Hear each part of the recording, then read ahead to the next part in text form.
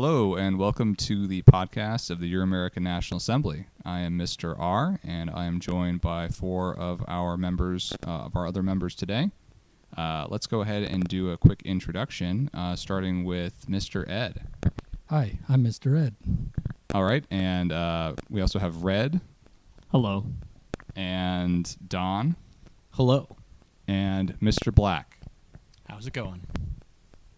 Today we're going to be discussing what the concept of a National Assembly, the history behind it, and what our aims and goals and hopes for this project are.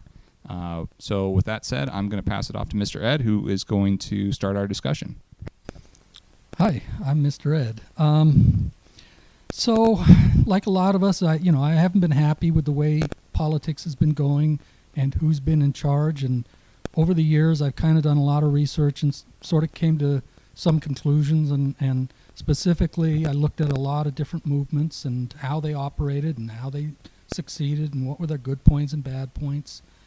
And, to tell the truth, I've looked at fascist movements, Nazi movements, communist movements, various nationalist movements around the world, and came to my own conclusions on what I think was going to work best in the United States. The one approach that I really liked, I'm going to call the Irish model, and it's based upon what the Irish were doing at the end of the 1800s with their home rule movement, and how it eventually resulted in them having a lot of self-determination. So it revolves around the principle, first of all, of saying, first of all, it is a nationalist movement, so it says we are a nation, we're a people, and out of human rights or natural rights comes the right of people to organize themselves and set up their own authorities and to live their lives according to those authorities that they set up. And so what the Irish did was they had set up national assemblies, and the Irish weren't the only people doing it. During the 1800s in general, late 1800s in particular, there were a lot of different quote-unquote national assemblies and nationalist movements. Like I said, I just happened to focus on the Irish model. I thought it was a good model.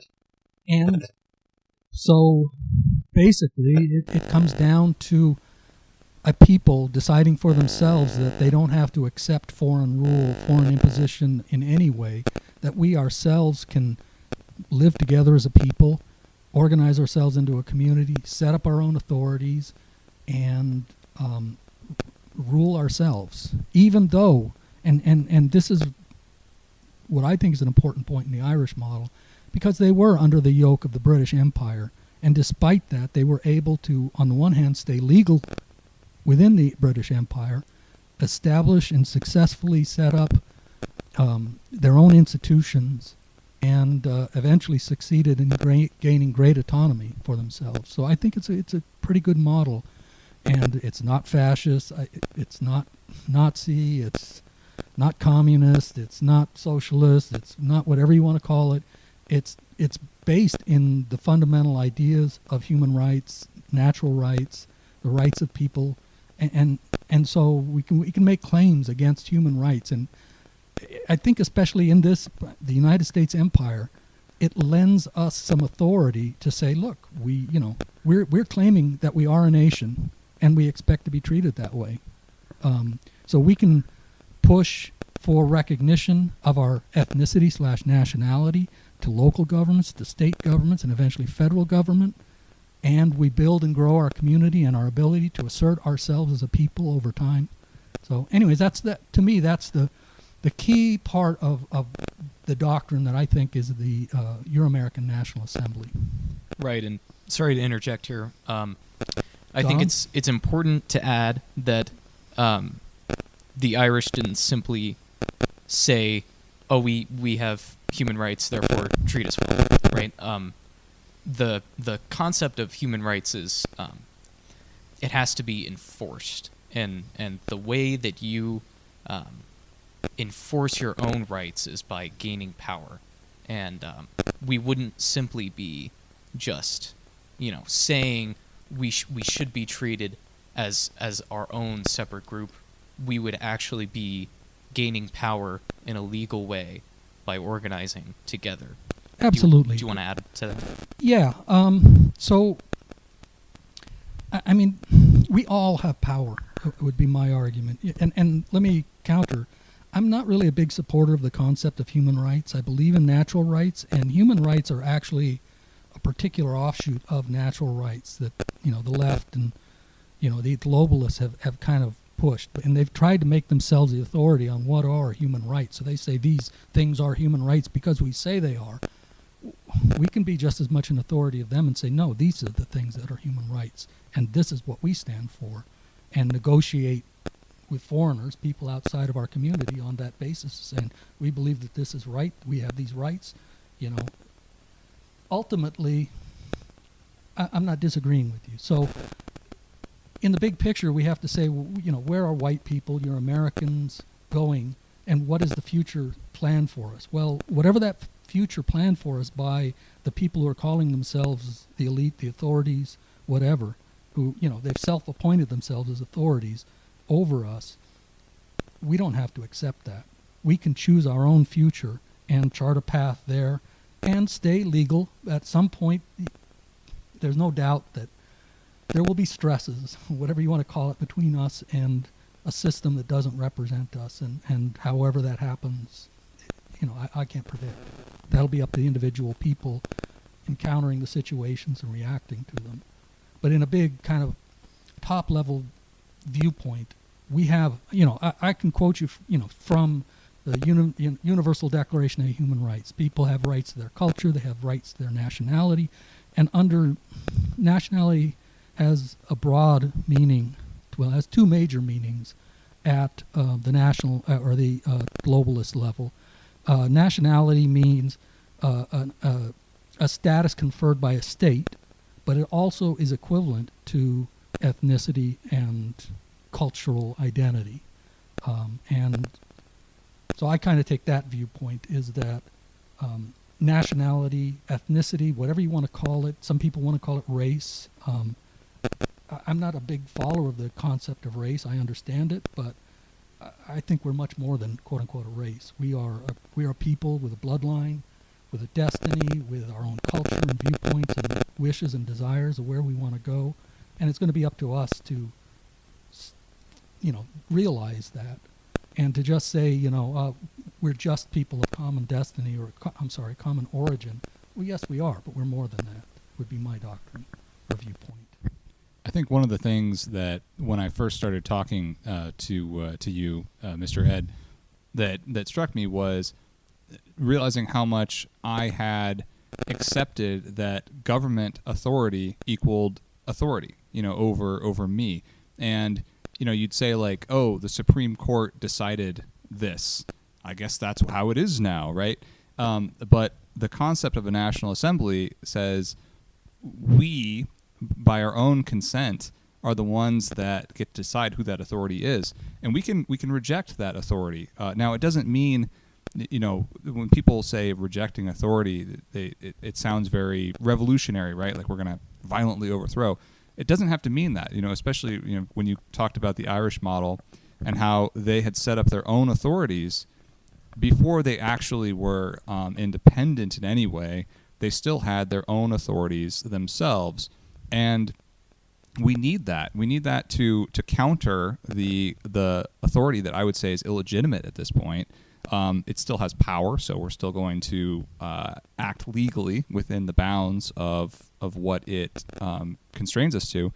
But it's, we are rejecting its right to control us and saying, we're going to set up our own. I think that's really important going forward. And also just, both from an organization standpoint, but also from a philosophical or just changing the way we view ourselves as a people. We're under this hostile thumb, and we need to get to a point where we're saying, yes, we're under the authority of these people, but we also, we actually want to be our own authority going forward. One good example, I think, exactly of that, especially here in the state of Arizona, are the Apache Nation and the Navajo Nation.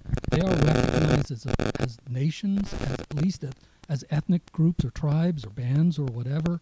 I mean, they've negotiated for that, and it's cost them a lot of blood. No Yeah, doubt. I think that's a great example, too. And you can see that they're actively, it's not just a historical thing, they're actively going forward using what they've already accomplished and also improving their situation going forward, too. They have a long-term vision for their people, and I think we can definitely emulate that. I've had some conversations with Indians of some tribes here in Arizona, and I had a friend who was a good friend of one of these Indians, and she kept saying the founding fathers, and he'd always correct her and say your founding fathers, because in his mind he knew that his people had a different origin and destiny than ours, and he was constantly correcting her every time she the founding fathers. No, your founding fathers. And I think that's an important thing. We should respect these other cultures and not try to be imposing. I don't want to impose or cause harm for either the Navajo or Apache Nation as examples. I would hope that they would recognize our nation and our nationality. But if they don't, it doesn't matter to me. I know who we are. I think, so I've definitely tried in my life to stop saying we when I'm referring to the United States government, because I used to say like, oh, we decided to push this whatever government coup in Ukraine as an example. We are deciding that we're going to withdraw from Afghanistan. No, I'm not involved. I had no say in that decision, and nor did anyone that I know. And most of the people that I know don't support most of the decisions that are being made. So just getting out of that mindset of I am part of and under this thing that hates me and seeks my destruction.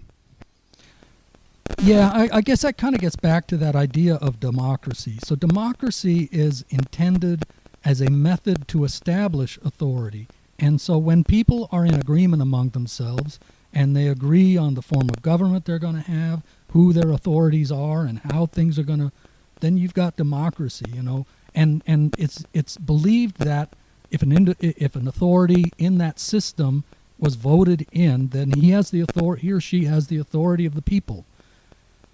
Well, but just because a bunch of other people came together and came to a vote doesn't mean I made that decision. I didn't. There's a whole system in place from the moment I was born that I didn't have any say on how it was going to develop, and in other cases, systems are imposed on us against our wishes and desires. So, again, kind of this natural rights, kind of liberty-based, I don't consider it libertarian. That's its own kind of approach and philosophy. But the idea that, we can make these decisions for ourselves and we do not have to accept the appointed authorities, or even if we do because of the threat of force, that doesn't mean that they have moral authority over us. I think a lot of this comes down to people often conflate the understanding of what a nation is, a country is, an empire is. A nation is a people that have a common origin, common history, often common religion, and common language. They have a history together as a people in a place. Here geographically in the United States, we were a nation of common people coming from Europe. We were a European nation. People came here. We came together as a nation that became American. Since probably the past 40 years or so, with open immigration, we've transitioned from a nation of common people with common heritage together to a group that is now just a country. We are a system of government over people, not a people, just people. Yeah. That's the way the government sees us. They don't see us as being ethnically based, historically based. If you show up here, you pass a test, they'll give you a license that says you're an American now. Yeah. Does that mean that you are in some way connected to the Founding Fathers? Maybe ideologically, maybe, but historically in any way, no, not at all. I myself have three great whatever grandfathers that fought in the Revolutionary War against the British. One of them was actually decorated for picking up his colors for his unit and carrying them back from the battle. So I am historically part of the American nation.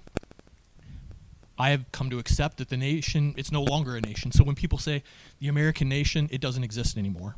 I agree. The people exist, but the government does not. And that's part of the reason for the use of the term Euramerican. I mean, I would like to be able to say, well, we are the American nation, and those people are not part of our nation. But at some point, we have to admit that the government has usurped the definition of what an American is. If a Somali comes in here, they say legally that is an American, and you have to treat them as, well, it's not. They're not an American. They're a U.S. citizen. So we have to distinguish the statuses under the state from those of national and ethnic identity.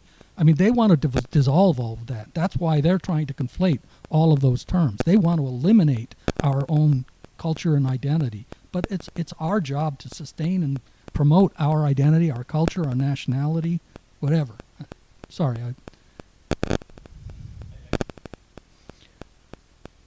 So, and one other thing, I mean, there's some ways to look at these terms that brings clarity. So like you say country, I would say, so country is territory, right? You walk out on top of a mountain, you go, wow, this is nice country. You're talking about the territory in front of you. But a nation, yes, I agree, is an ethnic kind of spiritual kind of entity that reflects a particular culture and existence.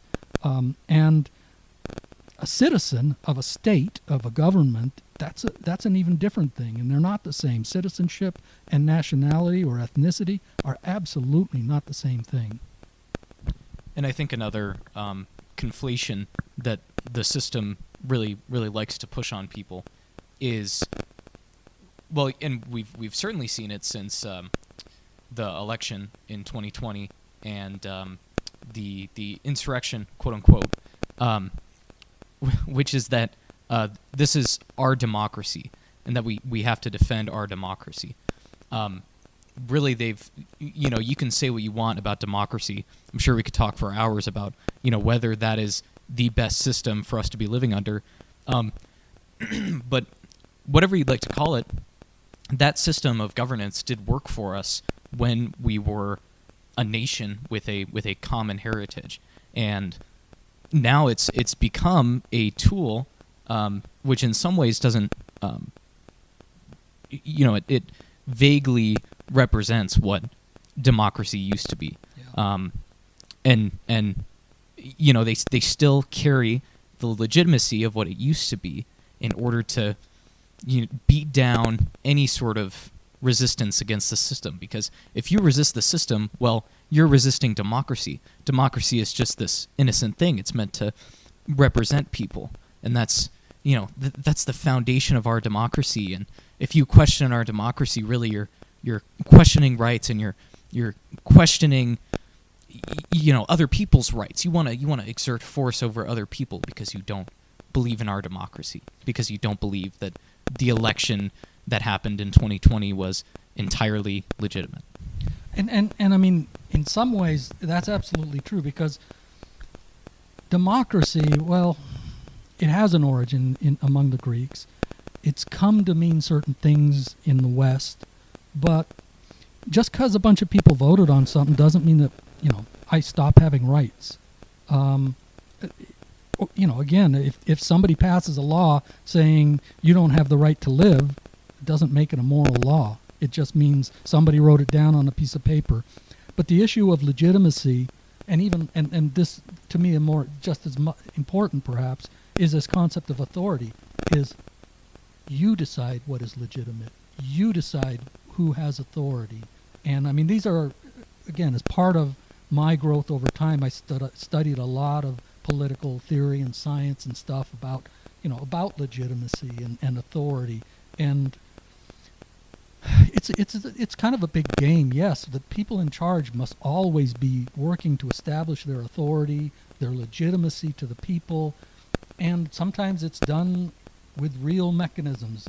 What is legitimate? If somebody represents me, absolutely they're a legitimate representative. But if someone is opposed to the most cherished held beliefs and they have power, that I don't necessarily have to say that's legitimate. I mean, I could, right? I could say I'm willing to compromise on this or that, but at a certain point, if you keep compromising, you're not standing for anything. And we cannot let democracy be morality. What's right and wrong, those are two different things. What's right and wrong, I'm sure we all have our own ideas about that. But many of us have the same ideas about what's right and wrong, and our heritage, our nation, and its destiny are cherished by us. And in fact, some of our most cherished principles that we're not willing to compromise on. And we need to tell the world we're not willing to compromise on these things. Yeah, and I think it's important not to get caught up in the myriad of what political system is best. Should we have this democracy? Should we have a republic? Should we have a totalitarian state? And it's also lots of people get caught up in, well, this democracy is terrible. Look what it's doing to us. You can like the idea of democracy, the idea of republics, without liking this democracy and this republic. And you can like big government without liking this big government. I think it's a good point that a lot of people will talk about what sort of political system we should have once we have power while doing nothing to get power. And they're just LARPing at that point, right? I mean, you're just like, oh, in my fantasy world, I'm going to be a National Socialist. It's like, well, you're not making any progress toward that. And so I definitely like that the National Assembly isn't any particular. I mean, it is democratic in a sense, or representative, I guess is a better term. It's a representative system, but it's not necessarily any one political ideology. There's room for multiple within a National Assembly, and there's room for disagreement about exactly what that political system is. And I would think that's been one of the great things of our culture, Western civilization, is that it has allowed a lot of variety in people's viewpoints, in how they want to structure and organize themselves into societies. It has not been this single system to impose on all the European peoples, for example. It recognized that there were separate and distinct nationalities, ethnic groups within Europe, and it worked in that system. I mean, the individual systems had their own principles of organization, but they all kind of said, yeah, live and let live. We'll live in how we want. You guys live how you want. Ultimately, this is reflected in our country in the states' rights model, which is you will have, not even speaking to racial differences, but ethnic differences, religious differences, which were very prominent in even early on in our country, many religious differences between states. So the idea is, well, this government, it is not a religious state. The religion is not tied to the country.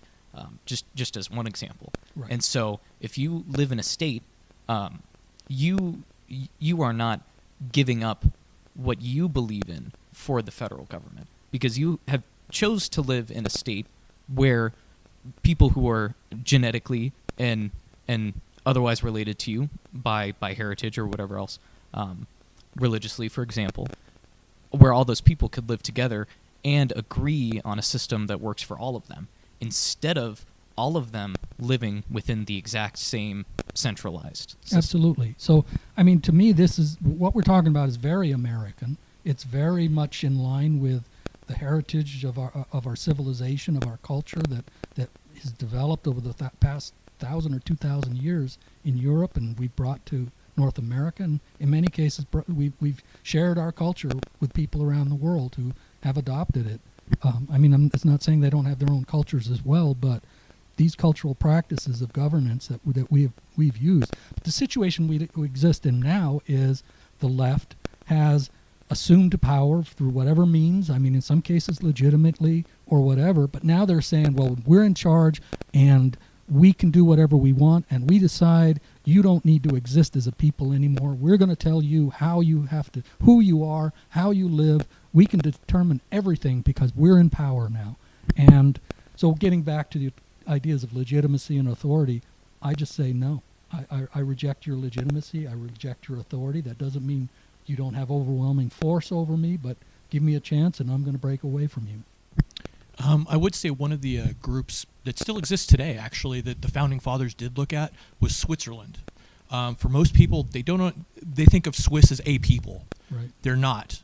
I actually knew an exchange student. He was Swiss German. Right. Within Switzerland, there are cantons. I think there's like 14 German cantons, 4 French cantons, and 1 Italian canton. And each canton is basically its own state. But there, the federal government is very weak. The cantons run their canton the way they want. Right. But they all agree, we're Swiss, we fall under the same federal system, we will protect our country, but they don't agree that they are a people. They are multiple people. Right. And they allow each other to live in their own places. If you go to a French canton, you can expect everyone's going to speak French. And I think the big picture is I'm old enough. I'm older than most of you. I can remember back into the 60s, 1960s and 70s. I mean, I grew up with a white identity, and I, there was some friction with non-whites when I was young, and yet in some ways we'd kind of make fun of that. Yeah, I'm white and you're Mexican, or yeah, I'm Mexican and you're white, whatever. But we all kind of got along, and I remember there was a time in the 70s where that was kind of the agreement. We'll be nice to you, and let's all live in peace in our own ways. But the left used that compromise that we made to now say, well, we've used that system to get into power, and we're going to do whatever we want. We're going to eliminate you, and I'm going to fight that. I think what we're seeing now, is that there is a lot of power behind the movements of various different ethnic identity groups in the United States. And the United States, and here, white people aren't one of them, right? I mean, even though we're the largest single group, we have no organization and no coherent identity as a group. And so we're just getting stepped on by everybody. Even groups that are much smaller than ours have all sorts of power that they can use, and we're the one group that you are encouraged to abuse in this country. So, right, legally you can do whatever you want. The other people are all protected classes, right? Yeah. We should be a protected class too. If we're going to live in this multicultural, then I want the same, want at least the same rights as everyone else has. That sort of detente you're talking about with all the different groups back, earlier, that existed because the power was sort of equally shared among the groups. Now that we're weak, that's why we're getting abused. And I would say because we've compromised, we've allowed ourselves to get to this situation. My position is, let's stop compromising. We don't have to compromise anymore. We need to stand for our people, for our nationality, for our ethnicity, our culture, our heritage, and our destiny, where we're going. And we're going to assert ourselves, whether someone likes that or not. An important thing to note is, while we can clearly see the difference in treatment among the races, at the same time, the protected classes are also transsexuals, women, and part of creating our own community, part of creating our National Assembly, is asserting, some might call it patriarchy, some might call it traditional values.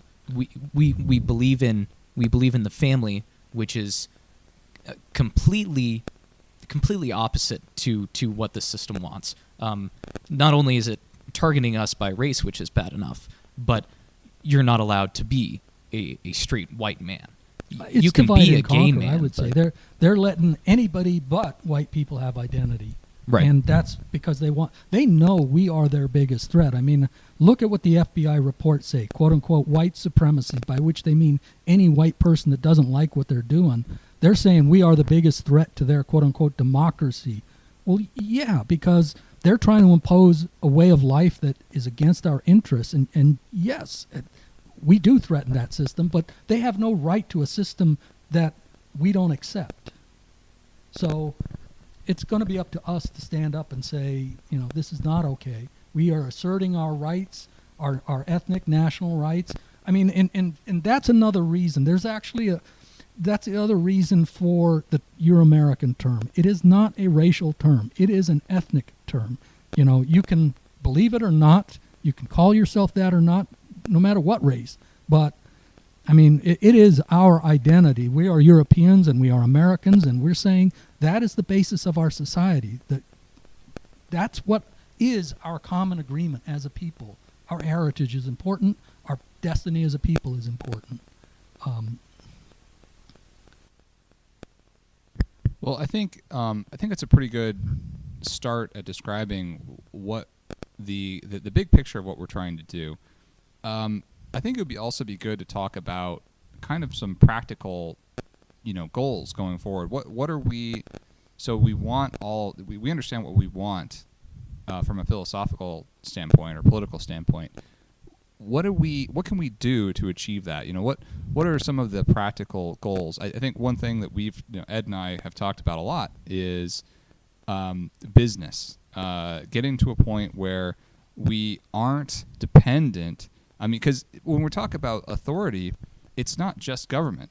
It's also there's a whole complex of corporations that are also in on this system that opposes our interests. Yeah. And one of our goals, it's going to take us a while to get there, but one of our goals has to be that we don't give our money to people that hate us. We have to start moving away from that. But there's other aspects to this too. Creating this National Assembly is a start, and I guess maybe we can talk about some of those practical things that we're hoping to make happen. So, to me, there's kind of a doctrine that I kind of came to an idea about, and that's, I'm going to phrase it like this, that political power comes from a social base supported by an economic system. And so how have our opposition denied us what is rightfully ours? Well, first thing they did is starts telling us how we can do business. You must do business with these people. You cannot do business with these people. You cannot do business in that way. And then they started saying, oh, you people cannot have political representation. And so to me, that little three-level kind of thing kind of tells what we have to do. If we want to be able to assert ourselves politically, we have to build up our community as a social entity, not just as a political entity. The two are distinct. Most people are not interested in being involved in politics, but they want to belong to a local community. So that, to me, is part of a good doctrine, is organize yourself into small community groups in your area and then link up with people outside of your area over time. But it's great to have a bunch of friends that you can just have picnics and barbecues with, where you can talk freely and talk about what's all important to all of you. You feel like you're part of something, whereas that's been taken away from us. Originally, I mean, when I went to school, I actually did try to get a white students' union and discuss the issue with other people. And they said, well, you don't need a white students' union. Every institution in this college represents you. And I said, no, they don't. They're doing everything they can to erase us. So, there's a black student union or there's an Asian student union. I want a white students' union. And, of course, our opposition says, no, you can't have that. I don't care anymore. We're going to form our own social unions, whatever you want to call them, our own community, build and develop that, improve that, strengthen it, build up an economic base, do business with ourselves, because that's the other thing. Other ethnic groups, and this is the history, if you study democracies or empires, some ethnic groups excel at business, and they go in and they grab control of certain resources and institutions in a society, and they control those resources for their own interests. And now I would say that's where we are. We don't own the means of communication. We can't even talk we're being censored on every public media forum. Right, and sorry, just to add, when we do have, let's say a monopoly on a certain resource, or we're the only ones working in a particular industry, we're the only ones that can keep the lights on, and once those employees are, I guess, let's say unionized, into our group, we can leverage that against the system. Yes. That is what power is. And also, to add on to what you've said, I think it's really easy to describe what we don't want to do, which is the two ends of the extreme that we know don't work, which are, one, not solely political, which is what you touched on.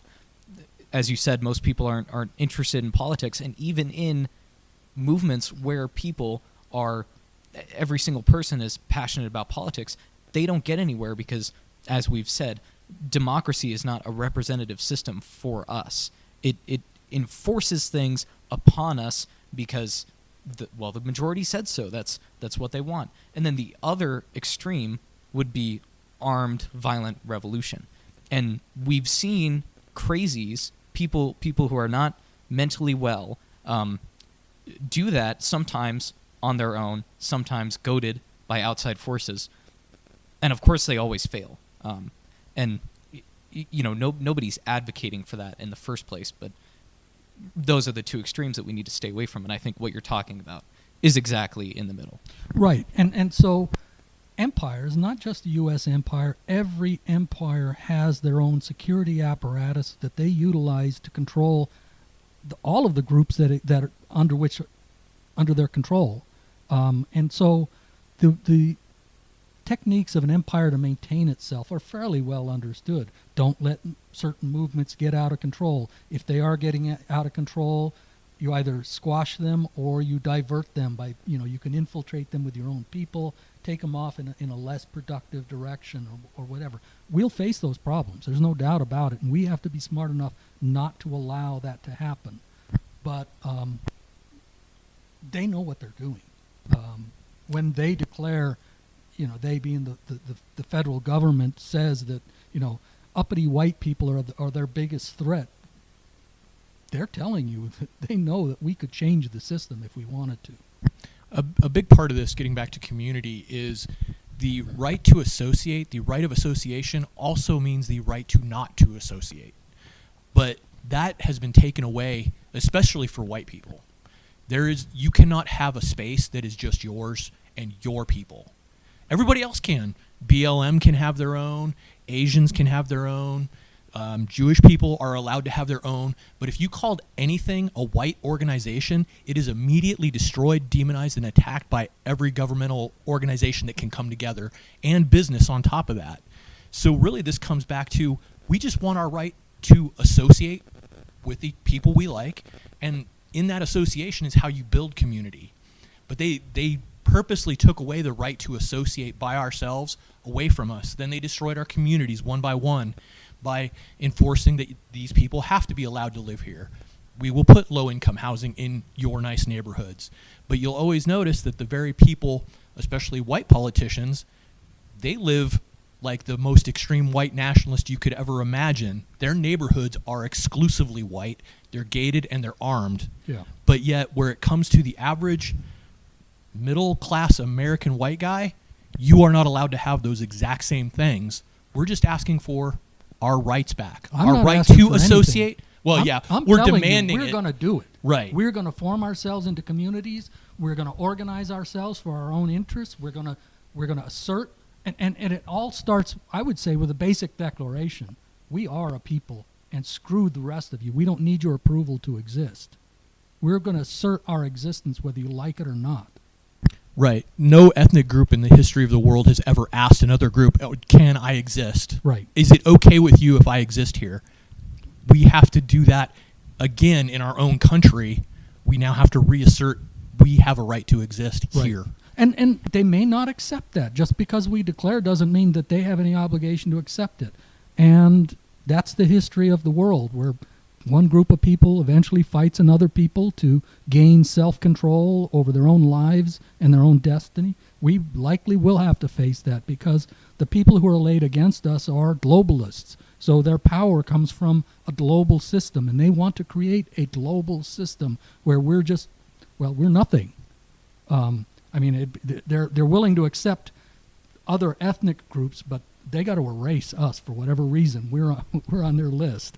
But we can either it's up to us to delegitimize them and deauthorize them, refuse to accept their legitimacy, refuse to accept their authority, establish our own, starting with basic principles that are reasonable. That's part of the problem. You say that they squash everything that exists. Well, our side has not been real good at establishing key principles that are moral, that everybody, that's why one of the doctrines, even though I'm not a big human rights fan, it's not that I'm opposed to human rights. I think that all human rights is the idea of natural rights, and certain people say, well, we get to define what it is. And if we say, you can't do this, but they can do that, they want that authority. But we're just saying we're as much an authority over what human rights are as anybody else. And national existence is a right. We have that right. And we're not going to accept anybody's ability to take that away from us. So back to the, talking about how we practically make progress on this. I mean, I guess we can just say what we've done so far, which is to have regular gatherings, picnics, just social events. And I think, we're definitely growing our little local community here. That's what I really want to try to encourage everyone to do. We need to be forming that community. I think you talking about it as kind of a 3-tiered system is correct. So first you need to know the other people that are part of your community, and then you need to interface with those people, especially economically too. That's an important long-term thing. And then ultimately that economic and social base can lead to political change. So I think I don't know, Ed, do you want to maybe kind of talk about how we've been doing with our picnics and get-togethers so far? So yeah, I mean it's a pretty simple formula. The way that they've been able to control us is by isolating and dividing us. Well, so the solution is let's unite together as a people, organize in a positive way, just enjoy each other's company, promote our culture. Nobody else is going to promote our culture and our identity. We have to do that. So what we do here locally is we schedule at least monthly picnics or barbecues and just invite friends over and have a good time together. And so now you start building up connections with people. And as you identify more people who are interested, bring them in. Now, there's a limit to how big you can grow a little group, but pretty soon, I mean, having picnics and barbecues is the next person over. Pretty soon, you can have separate, in a given area, you can have multiple groups establishing and putting on their own barbecues and picnics, set up, communications,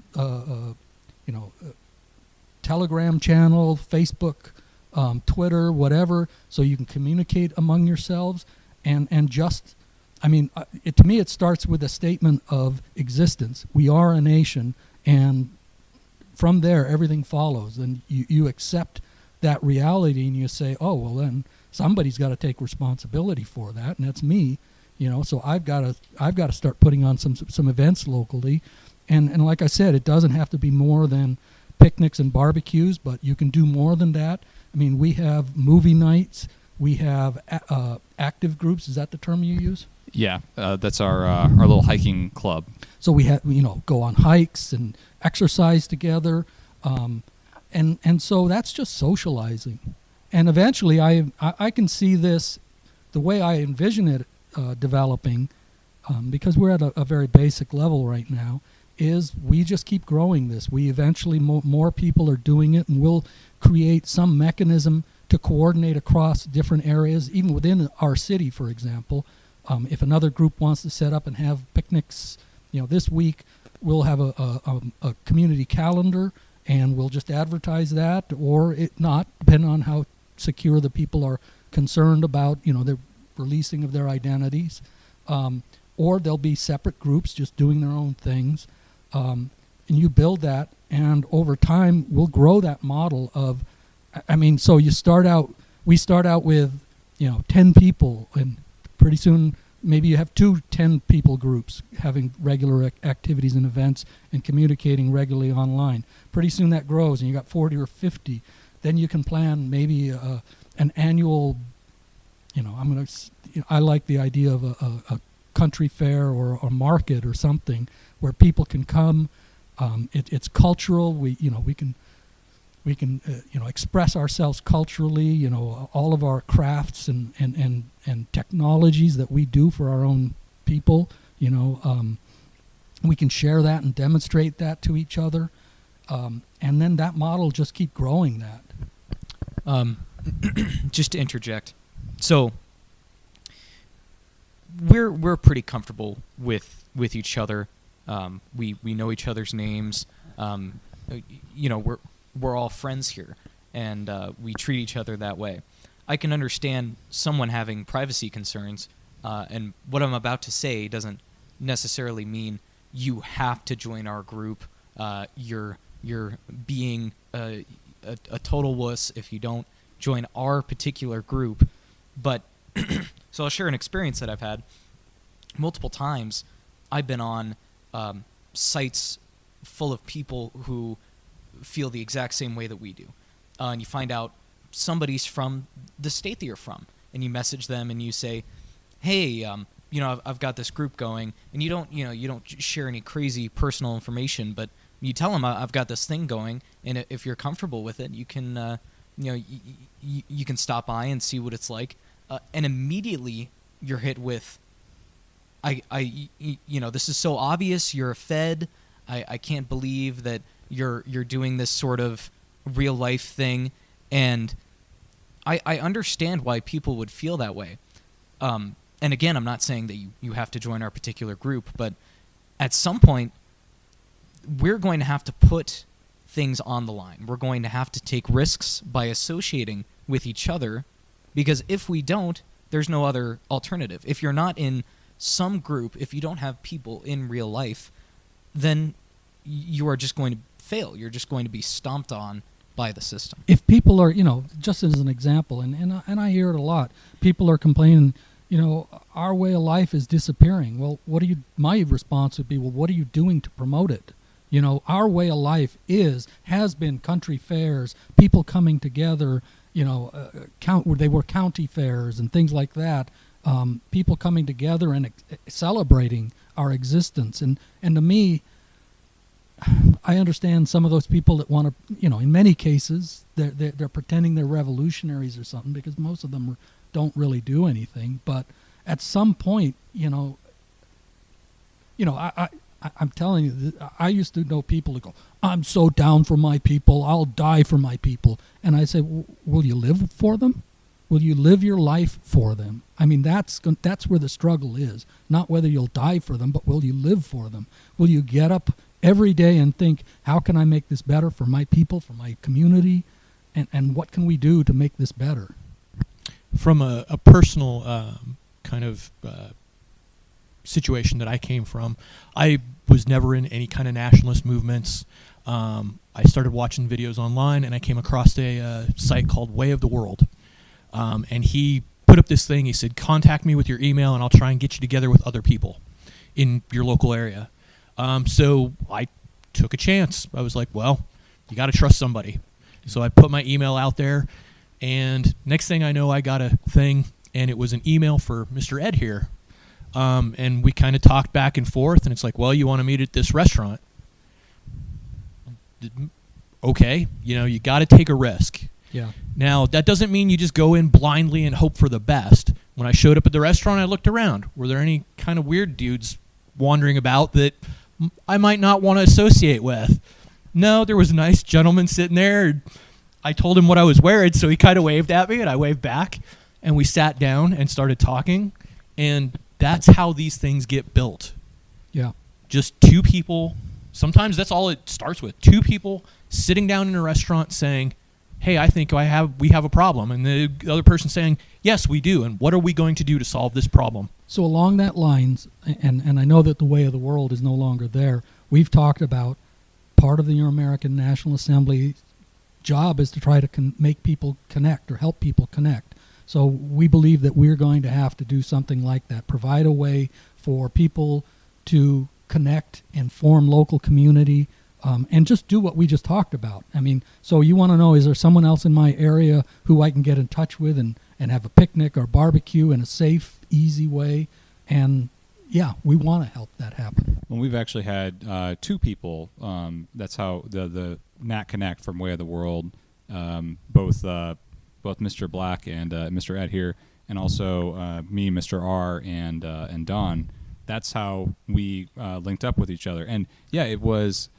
I mean, it seemed. I think I took the risk way too seriously, honestly, because just email back and forth with someone for a while and try to get a feel for them. And are they a crazy person? Are they trying to, I don't know, convince you to storm the Capitol? That if they're not doing that sort of thing, then there's a level of trust you can develop with the person, and then you meet up. And the other thing that I think I was too concerned about early on was our events. We've had no problems. We have, we meet in parks. We get together. There's no issue. We've never had any opposition. And I expect that there could be. But Right. There are ways of handling that. You can start breaking up groups so that, eventually the problem people are not part of anything. Yeah. So, I mean, we haven't had a single issue. And I guess I've been surprised. I think it's pushed on us that this is a huge concern and you should be scared. And the reason they do that is to prevent you from getting together, because this is a powerful thing that we have get-togethers. And I don't think any of us knew each other more than 18 months ago. And now, I mean, we're actually just a small part of the significantly larger community here. So this is actually going pretty well, I would say. I've been in touch with other groups. I mean, just this morning, a well-known white nationalist leader told me, wow, it sounds like Tucson's the place to be, because I was saying we're having our movie nights and we're having our barbecues, picnics, we're doing hikes and stuff. Yeah, it doesn't take much to do that in your local area. So the ENA, Euramerican National Assembly, if you want to do that in your area, contact us and we'll help you do it in your area. And we want to grow that. And then, so that's a very small level. At a certain point, there becomes too many people that becomes chaotic. And so then what I'm advocating, what the ENA is advocating, is then, there might, for example, in our town, we may have to establish our own town or city assembly. And that will be us coming together as a community saying this is how we're going to run and operate in our own community. And then that will form with either a county or a state assembly, and eventually to the National Assembly, which is at the very top, where we as a people come together and say, as a nation, this is where we want to go. Yeah, and I think it's very easy to tell if someone's fed. You can spot them pretty easily. There's 2 ways that they try to trap people, and it's provocation and de-radicalization. So provocation is they say, hey, want to get together and commit this illegal activity together, which no one here, we've said this is a legal movement. No, we're going to say, don't break the law. Yeah. Have a community. Build your community. There's so much work to do. Don't go out of your way to break any laws. I mean, be friendly with non-white people. How about that? Respect them. But don't deny that we are a separate and distinct people, that we have rights as well.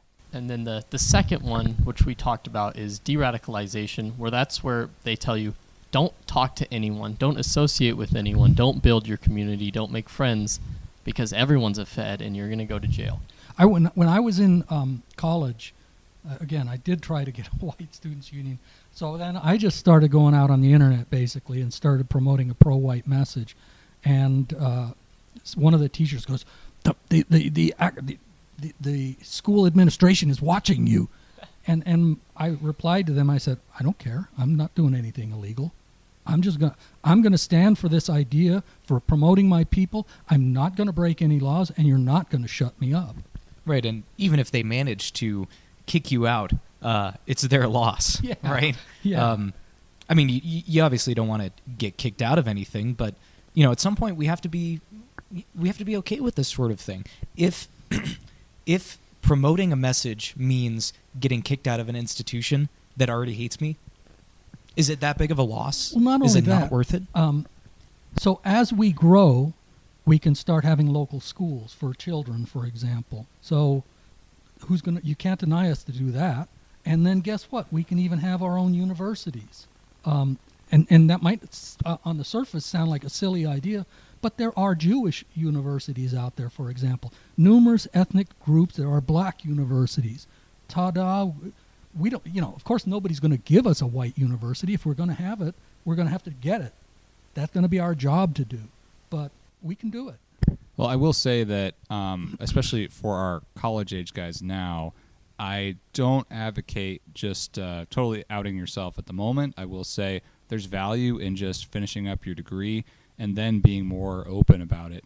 I think back when you were younger, Ed, they really didn't have a mechanism. They didn't feel that they could get away with kicking you out just for creating a white students' union. But I would say that it's not necessarily the worst thing to be a little under the radar, shall we say, while you're trying to get that degree or certificate. But after that, try to figure out how to be as open as you can be, and think about it in terms of how much can I do for my people? Can I maximize what I'm doing for my people? If I get this degree, does that help my people more? I definitely agree. We want to be more open. And like I said, I think I was too nervous about it early on, and I've definitely calmed down just from experience. I'll say that we don't necessarily advocate for everyone just outing themselves completely off the bat. I would absolutely agree. Finish your school. There's no reason, unless you want to be an activist, a known activist promoting these ideas, just become part of a local community and build that community. Keep a nice place to raise children.